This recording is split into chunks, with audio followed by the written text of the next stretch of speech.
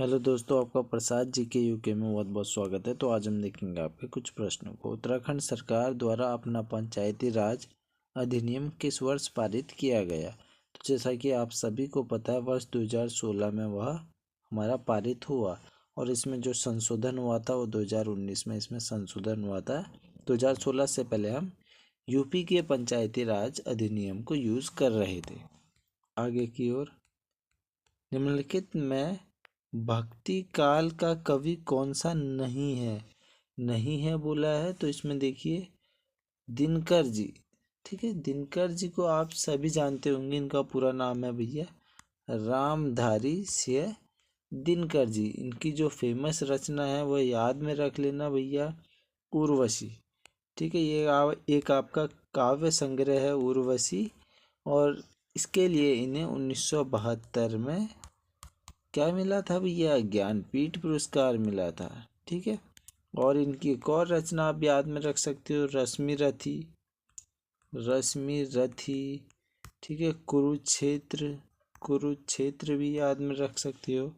आगे की ओर, निम्नलिखित में से किसे राष्ट्र कवि माना जाता है? तो भैया राष्ट्र कवि जो माना जाता है, हम राष्ट्र कवि की संज्ञा किसे देते हैं? वह देते हैं मैथिली शरण गुप्त जी को। ठीक है, ऑप्शन नंबर 20 में हमारा सही हो जाता है।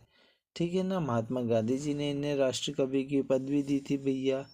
ठीक है, और इनकी अगर मैं बात करूं तो आप इनकी रचना याद में रख लेना, जयद्रथ वध, ये आपसे पूछी जाती है। ठीक है, और याद में रख लेना भैया भारत भारती याद में रख लेना। ठीक है, आगे की ओर, अंधेर नगरी किसकी रचना है? तो अंधेर नगरी है भैया भारतेंदु हरिश्चंद्र जी की रचना। आगे की ओर,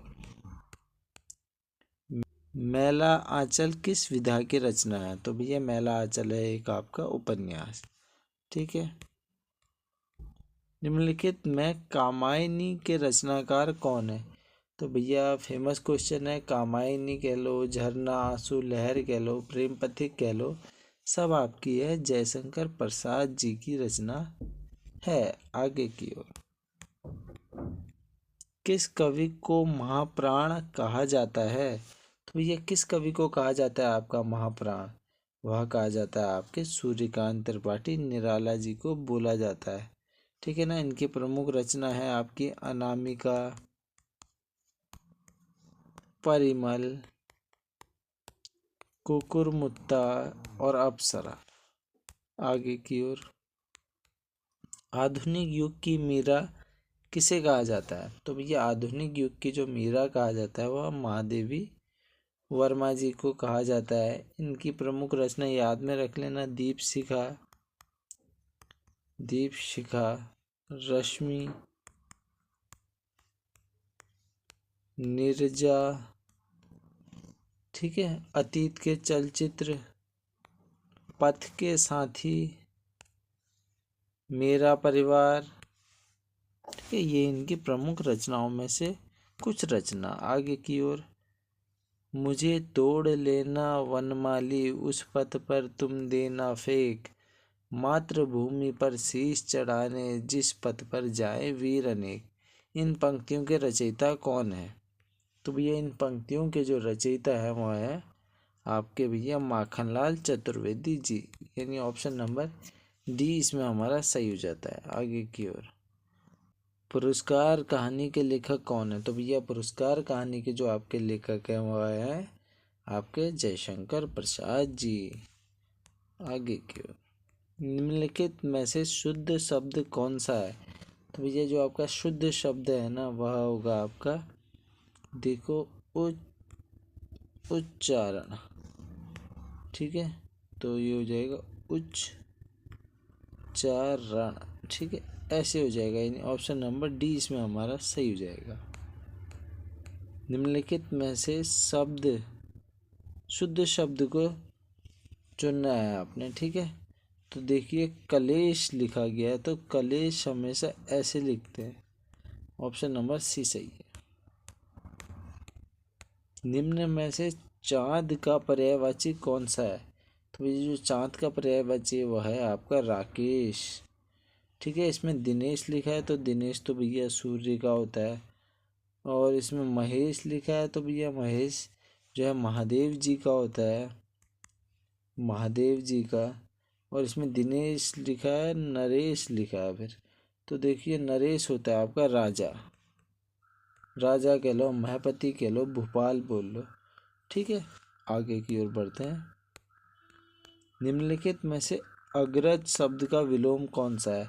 तो अग्रज, देखो अग्रज होता है आपका बड़ा भाई, तो अनुज होगा आपका छोटा भाई। ठीक है, किस शब्द में ता प्रत्यय का प्रयोग नहीं है? तो ये जो ता प्रत्यय का प्रयोग है, प्रयोग नहीं है बोला गया है, तो इसमें हमारा सही हो जाएगा आपका लता। ठीक है, आगे की ओर। निम्न में से रमेश शब्द का सही संधि विच्छेद है भैया? रमेश, तो देखो भैया रमा प्लस ईश होता है आपका रमेश। ठीक है, तो इसमें हमारा ऑप्शन नंबर डी सही हो जाएगा। निम्न में से उद्योग का सही संधि विच्छेद कौन सा है?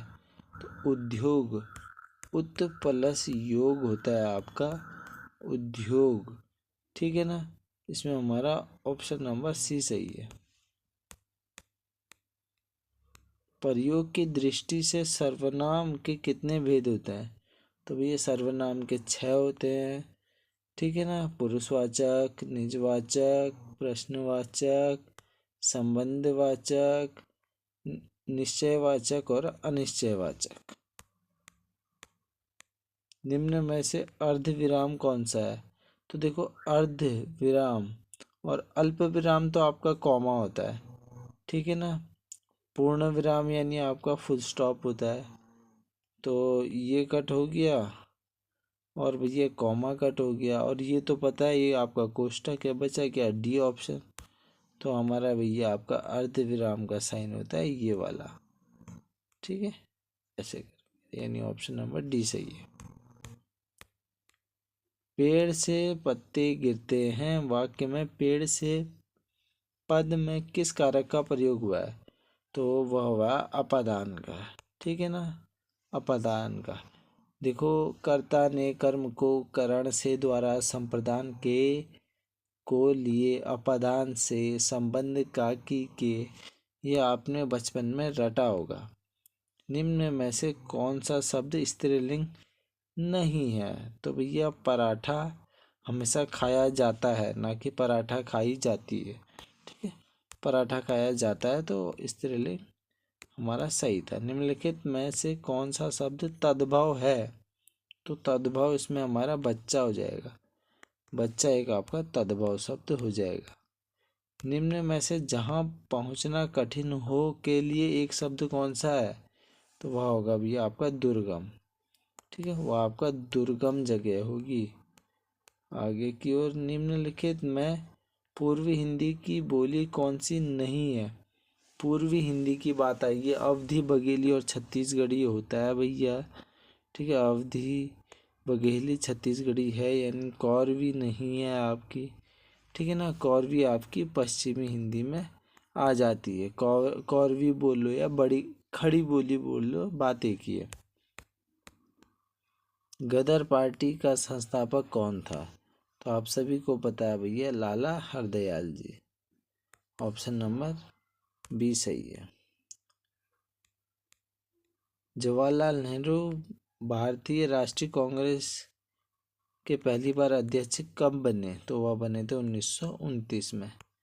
लाहौर अधिवेशन चल रहा था, और इसी लाहौर अधिवेशन में पूर्ण स्वराज जो है वो पारित किया जाता है, का प्रस्ताव पारित किया जाता है मतलब। भारतीय जीवन बीमा निगम LIC की स्थापना किस वर्ष हुई? तो वह हुई वर्ष 1956 में। ठीक है, हेडक्वार्टर इसका किधर है भैया? मुंबई में है।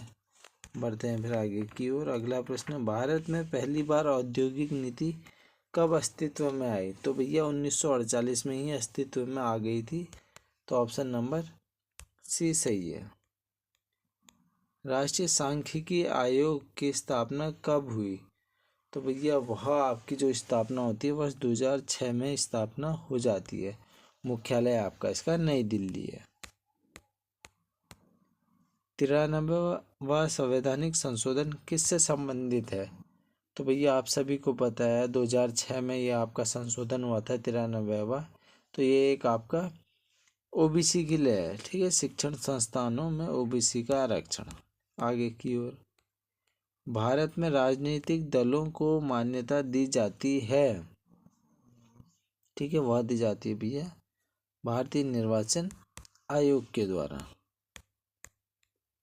भारत का निर्वाचन आयोग है वह एक है आपकी संवैधानिक संस्था। मेमोरी और एएलयू के मध्य डाटा का अंतरण कराती है, ठीक है, तो वह क्या क्या कराएगी भैया? कंट्रोल यूनिट कराएगी, ठीक है।